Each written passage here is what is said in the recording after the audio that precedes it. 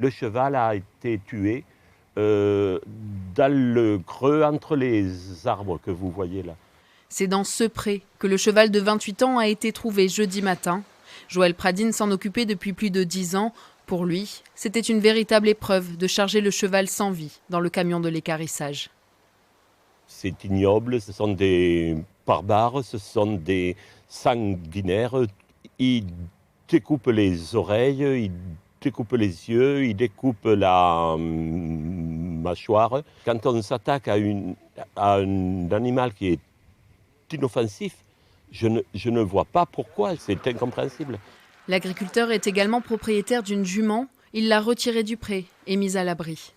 Bien sûr que je suis inquiet, parce que ça peut se reproduire. Enfin, nous sommes dans l'incertitude. Dominique Lim, l'épouse de l'agriculteur, était au travail lorsqu'elle a appris la nouvelle jeudi matin. On m'a permis de partir plus tôt de l'école, mais j'ai pas pu aller voir le cheval. C'était trop dur. Ça m'a coupé le souffle, m'a empêché de dormir, de penser à la souffrance du cheval. Dans les maisons juste en face du pré, les voisins étaient habitués à voir chaque jour les 2 chevaux. Et dans cette petite commune de moins de 800 habitants, personne n'imaginait qu'un événement comme celui-ci puisse se produire. On les voyait, on leur donnait un peu de pain dur.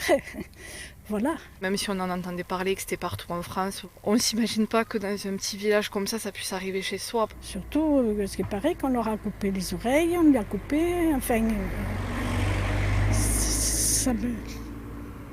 ça me choque un peu. L'enquête pour sévices graves ou de cruauté envers un animal est en cours. Les habitants, inquiets, et les propriétaires de chevaux alentours espèrent que le ou les coupables seront retrouvés le plus rapidement possible.